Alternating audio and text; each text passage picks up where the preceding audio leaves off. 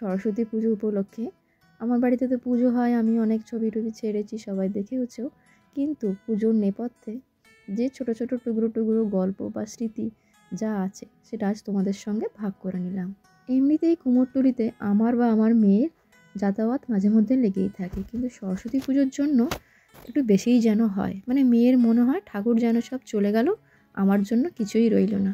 যাই হোক, মাকে পছন্দ করে আমরা মোটামুটি বাড়ির পথে রওনা দিয়েছিলাম, এবং মা ছিল খুবই সুন্দর, সেটা তোমরা পরে দেখলেই বুঝতে পারবে।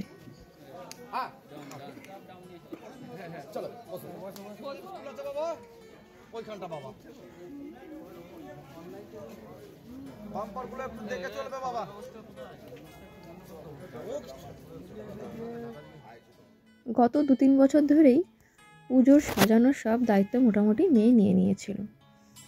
এবছর ওর বোর্ডস, তবুও সাজানোটা ওই করেছিল, আর বলল যে আলপনাটা আমি দিয়ে দেব, কিন্তু একটুখানি দেওয়ার পরেই মানে বোঝাই তো যাচ্ছে যে পড়াশোনার চাপটা ছিল, তাই আমি আর জোর করিনি। বললাম ঠিক আছে, ঘরটা তুই সাজিয়ে দে, আলপনাটা আমি দিয়ে দেব। সেই মতো সব কাজ গুছিয়ে টুছিয়ে আলপনা দিতে বসে গিয়েছিলাম। যদি তারে নাই চিনি গো, সে কি আমায় নেবে চিনে, এই নব ফাল্গুনি দিনে, জানি নে যদি। তো মাঝে মাঝে এরকম গুনগুন করে গান করতে করতে কাজ করতে বেশ ভালোই লাগে। তো যাই হোক, মোটামুটি পুজো আরম্ভ, পুজোর শুরুর মানে জোগাড় সব হয়েই গিয়েছিল, কিন্তু ঠাকুরমশাইয়ের দেখার সময় নেই, মানে কী বলবো আর। তো সেই নিয়ে খুব জোর পরিমাণে জল্পনা কল্পনা চলছে আর কি।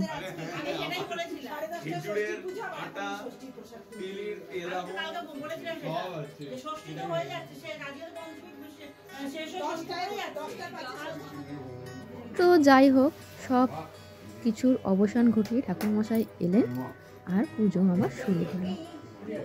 তো যতটুকু পেরেছিলাম চেষ্টা করেছিলাম ঠাকুরের সব কিছু জোগাড় করে রাখতে, যাতে শেষ মুহূর্তে দৌড়তে না হয়। তো যাই হোক, মা সরস্বতীর কৃপায় এবছর সেই কাজটা করতে হয়নি, কেননা ওই পুজোতে বসে এটা আনো সেটা আনো, এটা বড্ড বাজে লাগে।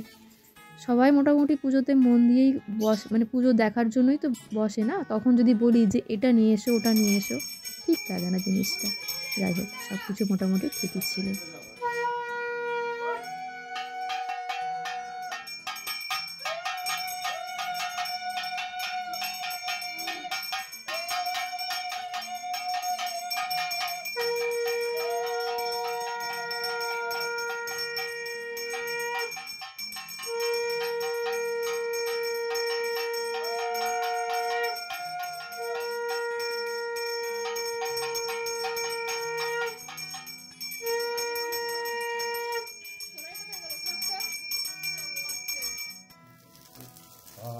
পুজোর এই আরতির সময় শাঁখ বাজানোটা একটা মেন পার্ট, তো এটা আমি আর আমার ছেলেই করে থাকি, অল্টার করে বাজাই, তাহলে সুবিধে হয়।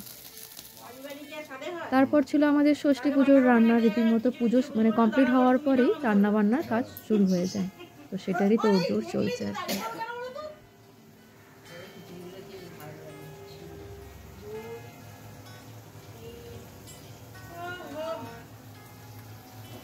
তো বিকেল থেকে মোটামুটি ষষ্ঠীর রান্না শুরু হয়ে যায়, আর রাত্রেবেলায় শিল পরিষ্কার করে তারপর ওতে সিঁদুর দিয়ে এইভাবে শিল এঁকে দিতে হয় ষষ্ঠী পুজোর জন্য। সবই আমার শাশুড়ি মায়ের কাছ থেকে শেখা, মা যেমনটা করেছেন আমি চেষ্টা করি সেইভাবেই করার। কার কার বাড়িতে এরকম নিয়ম আছে আমাকে একটু কমেন্ট করে জানিও। আমি তো এইভাবেই করে এসেছি, মাকে যেমনটা দেখেছি তেমনটাই করার চেষ্টা করেছি। তারপর এতে ওই তোমার জোড়া শিম, জোড়া কুল, জোড়া কলা, আর বলে সোনার উপর ছোঁয়া থাকতে হয়, আর হলুদ মানে কাঁচা হলুদ, সিঁদুর, যেটা পরের দিন সকালে ছেলেদেরকে দেয়। তারপর শিলটা ভালো করে ঢাকা দিয়ে প্রণাম করতে হয়। পরের দিন এটাই ষষ্ঠী পুজো হয় আর কি। তো তার পরের দিন ছিল দধিকর্মা। দধিকর্মার জন্য যতটুকু সামান্য পরিমাণে আয়োজন করেছিলাম, এবছর যেহেতু ছেলে মেয়ের সব পরীক্ষা, তার জন্য সেইভাবে আর অত কিছু করা হয়নি, ছোটোর ওপরেই করেছিলাম। তো ঠাকুরমশাইও চলে এসেছিলেন। আর এবছর পুজোটাও পড়েছে কীরকম একটা যেন টাইমে ছিল, ষষ্ঠীও ছিল একদম খুবই কম টাইমের মধ্যে। ঠাকুরমশাই এসেই সঙ্গে সঙ্গে পুজো করা শুরু করে দিয়েছিলেন।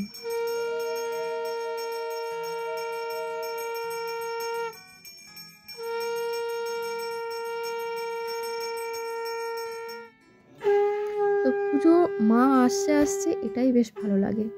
এই মায়ের চলে যাওয়ার সময় এই বরণের ব্যাপারটা মনটা খুব খারাপ করে দেয়। আর খুবই তাড়াহুড়োয় ছিলাম, মানে ও বললাম না পরীক্ষা ছিল, তাই সেইভাবে অতটাও মানে সুন্দর করে করে উঠতে পারিনি। তো তবুও নিয়ম মাকে ভালো করে বরণ করে চেষ্টা করেছিলাম ভালোভাবে মাকে বিদায় জানাতে, যেরকম সবাই করে, বড়রা যেরকম করে, যেরকম আমরা দেখে এসেছি পরম্পরা বজায় রেখে চেষ্টা করেছিলাম যাতে ভুল ত্রুটি না হয়। আর সরস্বতী পুজো তো মেনলি ছেলে মেয়েরা তাদের বিদ্যা বুদ্ধি এইসবের জন্য মানে মায়ের কাছে যেটা চায়, তো আমাদের কাছেও সেই একই ব্যাপার, ছেলে মেয়েদের চাওয়াটাই সব থেকে বড় কথা। আর যেহেতু এবছর মেয়ে মাধ্যমিক দেবে, তো আরও একটুখানি ব্যাপারটা একটু বেশিই ছিল তো যাই হোক, মাকে মিষ্টি খাইয়ে, জল খাইয়ে, আলতা পরিয়ে যেমন করে বরণ করা হয়, তো সেরকমই বরণ করেছিলাম। মনটা খুবই খারাপ ছিল। আবার 1 বছরের অপেক্ষা, 1 বছর পর আবার কে কীরকম থাকবো না থাকবো জানি না। 1 বছর পরে আবার মা আসবে, ওই আশাটাই ভালো, চলে যাওয়াটা বড্ড বেদনার। তো এই ছিল আমার সরস্বতী পুজোর ছোট্ট একটা ব্লগ। আশা করি তোমাদের ভালো লাগবে।